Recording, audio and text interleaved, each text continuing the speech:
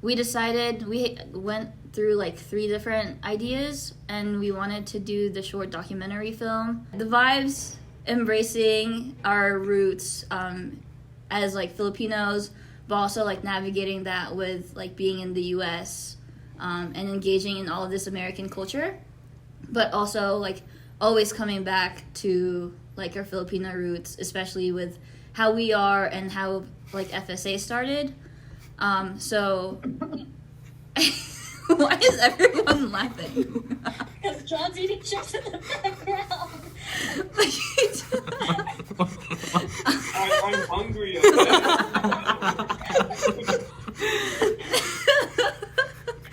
I'm glad you're eating. Go, John. Go, John Fontajohn. Thank you. Okay. Okay, cool. I might need some water first. Hold on. Take what? No, you got it. You got This it. is a camera, so take one. Take one. Yeah. Louder. Take one. Okay. And B. Take one. Cool. Yeah. Nice. What does this month mean to you? I think this month is more so just like a culmination of this whole theme of my life, of me trying to step out of my comfort zone, like I mentioned before.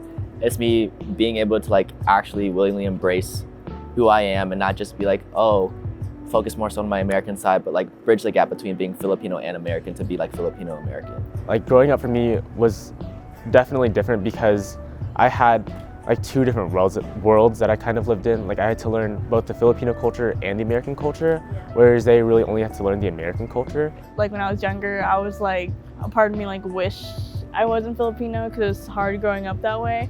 But now it's like my favorite thing about myself, and I appreciate the differences that I have. Because I grew up in a pretty predominantly white area, so I actually didn't really have any Filipino friends. And so I wanted to change that when I came to college, since I had the opportunity to, and I wanted to give other Filipinos the opportunity as well. So that's part of the reason why I wanted to like found FSA Georgia Tech. My parents, like from the Philippines, they had really traditional values, whereas me being a bit more Americanized, our values would conflict sometimes. But more so in terms of my classmates, I would notice like different tendencies of how they would act versus how I would act. I remember always like being embarrassed and hiding my lunches, like when I was growing up. Yeah, or like I'd feel really weirded out like by doing Filipino tendencies. Like I would make beso, like, you know, give a kiss on the cheek to like my classmates when entering, because that's what I was familiar with when greeting people. And it was really embarrassing, especially when I would say like Filipino words and like no one would understand what they meant, and I was like getting frustrated. So like especially towards the later years of high school, compared to the few Asian American friends that I did have, I was like not in touch with my culture as much as them, and it kind of like drew me into what it means to be Filipino and what it means to be Filipino-American. I think for me, it was just a little bit different because, again, I am half. So I think growing up, there would definitely had to be some sort of balance between the Filipino culture and the American culture. When we say Lola versus Grandma, like that's a big stepping stone in my family, just because we finally get that understanding that no, Lola is your Filipino side, but other people don't understand that. So it's like you are finally getting that understanding that that's your Filipino side. So that's always something like we kind of valued as a family. When we lived in Chicago, like we have a lot of cousins there. Okay. But living in Massachusetts, the closest people around us, like our cousins living in New Jersey, we'd go over there for like Thanksgiving, Christmas, any of the big holidays, like birthday parties, any of like the Pacquiao fights. We'd have a big get together for those. We'd go to Kamayans, and then like any karaoke parties, and pretty much just eating a lot. Eating a lot of Filipino food? Yeah. Okay. They were very family oriented. All the titas and titos are there with all your cousins and your family friends. So it was a lot of fun. It felt like a big home. My family and I, we had a lot of Filipino traditions. Like aside from the basic ones like New Year's where we'd like eat noodles, have like the whole bowl of fruits, the regular Christmas stuff. And we were part of this big organization in Columbus, the Filipino-American Association. And we would do a bunch of like yearly activities and dances. My family owns a Filipino restaurant, so I'm heavily integrated in Filipino cuisine. So growing up, I would always help out in the restaurant in terms of deliveries, making the cassava cakes, and also just like little quick bits of Filipino culture, like calling my siblings ate or kuya and whatnot. There's little subtle hints of us being Filipino within our house, like whether that's Filipino food or like subtle Filipino decorations from when we go to the Philippines or things like that. When I was really younger, I thought it was weird to call my sister ate in public because I kind of felt like I was really different from just calling her a different name. Yeah. But even down to the things like maybe some years I had to wear a barong somewhere, or sometimes my parents talked to me or had conversations in Tagalog in the car and my other American friend was in there. So just like those aspects of like hints of Filipino culture definitely kind of made me feel different in that way because it wasn't necessarily like a normal thing to do. But it's something I learned to kind of appreciate as I got older, and it's okay to like embrace those different traditions that I have that other people might not have. So I saw someone wear a barong for, I think, their homecoming. Yeah. And it was around like my junior year, and I knew that was like, I like click automatically, like I wanted to do something like that because I thought it would be like a cool statement, kind of a good way to go out, especially during my senior year, like when I was able to wear it. Like just kind of representing my culture in a place where it's not typically represented was something that I was super excited about and super happy to do. I think growing up, my parents let me find that route to my Filipino culture more. Even though I did grow up with a lot of Filipino influence, I think a lot of it was more so of me trying to find it. Aside from family, my biggest influence with the Filipino culture was my best friend TD. He's a part of FSA as well. It's just because we were so similar. We grew up in the same neighborhood, around the same circle of friends. He's also half Filipino, half white as I am. Our family dynamic is basically the same. He has an older sister 3 years apart from him, as do I. They went to the same college, we go to the same college. So he was definitely the one person I could bond with about the culture itself. He understood if I talked about the dramas that I watched or the music that I listened to or the things that I did in the household or the food I ate. So I think that's a big reason as to why we are so close, just because I share that part of my life with him rather than anyone else. In every class that I could, I've always tried to talk about like Asian American representation in film, whether that be like in front of the camera or behind the camera, like in my case. And in joining FSA a year ago, it became really important to me that I tell Filipino-American stories. Like I found out about like Jelly Ben and Pogo through TikTok, and I was like, oh, this is really interesting. So when it came around to making that in my documentary class, I was like, for sure, I'll try to like talk to her and really explore how somebody else tells Filipino-American stories. And so through FSA, and then talking to this other artist who like went to the same school as me and is telling Filipino-American stories now, I knew that there was no other option for me than to continue to tell Filipino-American stories, which I hope to do like this year with my thesis film. Fine on set.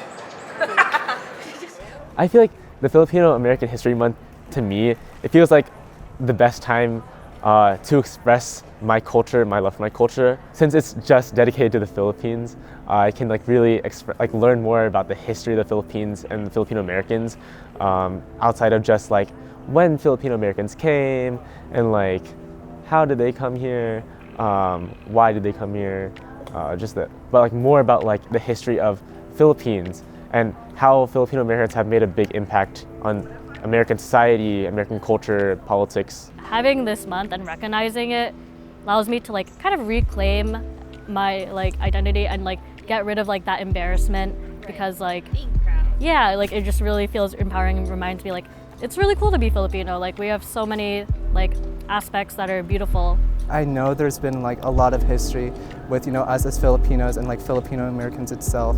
And if we can like look back on that and their lessons and like how they persevered and like continue that legacy forward to where we are now, just continue to like push forward, like, you know, our power, our strength, like our happiness, like silver lining and all that.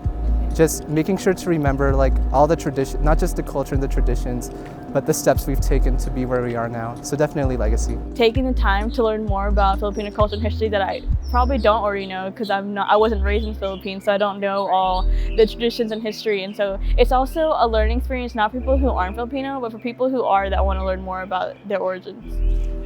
It's definitely way more than just saying, oh, it's Filipino-American History Month. It's the opportunity to express that side of me way more than I could any other time of the year. Just remember who we are and why we want to express why we're Filipino. Grand reveal.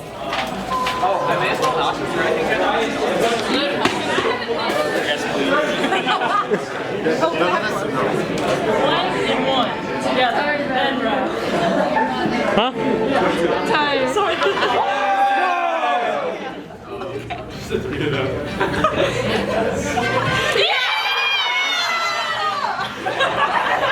The reason why I created FSA was to get rid of that loneliness for any other person, any other Filipino or non-Filipino within the Georgia Tech community just looking for a family.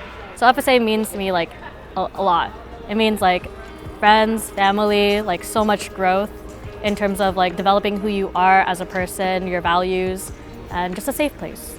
I've grown to realize that we're all just there to support each other, especially through like tough times. And like a lot of Filipinos, and I've learned from my relatives from the Philippines itself, we always persevere and we always look to like the silver lining and always choose to be happy. And that's something I've carried on, you know, as a Filipino-American, just continuing to spread what my family got to give to me. I think my favorite thing about being Filipino-American is that there are a lot of other Filipino-Americans in the world that I can share the same experiences with and I can meet. Like I can be on the streets and I'll be like, you look Filipino, are you Filipino? And they're like, yes. I have a couple friends that go to UGA and they heard about like GT's FSA. And I just like saw the social media here and obviously it seemed like a welcoming community. And I went to the 1 week of welcome event here and I like absolutely enjoyed it. So I was like, yeah, this is the place that I want to be at. When I figured out Georgia Tech had an FSA, I was immediately like, I'm gonna join that. I want to learn more, I want to be more immersed. And I just want to be around other Filipinos just because I didn't have that sort of like luxury growing up. I've spent some money taking the train and my well-being walking here, so it's definitely worth it, and I'm so glad to have like been integrated in like leadership and just doing the things that like I'm comfortable with like filming. I guess I've kind of come from this like place of like confusion and like feeling lost. And you know, like it wasn't until I've witnessed like a lot of positivity and kindness from FSA, like from attending like a couple meetings, that I just wanted to keep on going because I realized that, you know, through FSA, it's like you can always feel comfortable in knowing that you have a group of people who will be there to like support you. Yeah. FSA is definitely my safe place on campus. I definitely met people that I wanted to stay in touch with for the rest of my life. They're definitely more family than they are friends. And that I will say will stick for a very long time. Cause I haven't seen eye to eye with anyone else, just me and myself, and I haven't found that. I really hope all this is recorded. So basically, Isa, dalawa, tatlo, apat, lima, anim, pito, walo, siyam, sampo. Bam.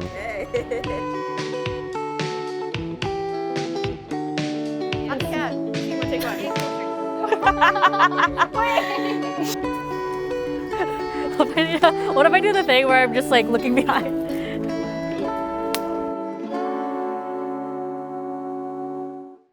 Yeah. Okay, do you know how to speak Tagalog now? We're getting there. Yeah, no, I know like the simple words. So. What simple words? Mahal kita, Say that to the camera.